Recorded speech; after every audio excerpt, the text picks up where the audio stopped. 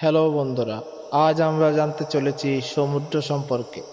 তো চলুন দেরি না করে শুরু করা যাক। আপনার মনে একটা প্রশ্ন জাগতেই পারে যে সমুদ্র সম্পর্কে আমরা কতটুকু জানি। বিজ্ঞানীদের মতে সমুদ্র সম্পর্কে আমরা মাত্র 10% মতো জানি। আপনারা কি একবার চিন্তা করে দেখেছেন এই বিশাল সমুদ্রের গভীরতাটা কতটুকু? আজ পর্যন্ত কোনো বিজ্ঞানী এই সমুদ্রের গভীরতা সম্পর্কে সঠিক কোনো তথ্য দিতে পারেনি।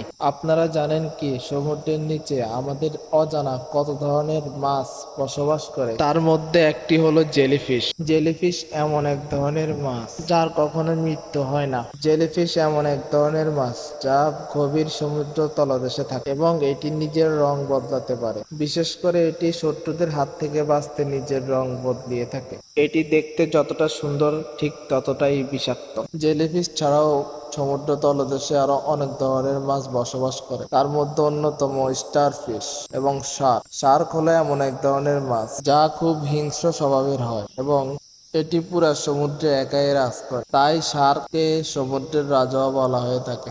আপনারা জানেন কি শার্ক একা চলতে পছন্দ করে, এমনকি শার্ক একা শিকার করতেও পছন্দ করে। শার্ক ছাড়াও সমুদ্রে আরো একটি ভয়ঙ্কর মাছ বসবাস করে। এটিকে হয়তোবা আমরা সবাই চিনি, অক্টোপাস। আমরা সকলে এটিকে অক্টোপাস নামে চিনি। আপনারা জানেন কি অক্টোপাস যে একটি বুদ্ধিমান প্রাণী? অক্টোপাস হলো পৃথিবীতে দেখা সবচেয়ে অদ্ভুত এক ধরনের মাছ। কিন্তু আপনি আরো জানলেও অবাক হবেন যে এই অক্টোপাসই পৃথিবীর একটি সুস্বাদু খাবার।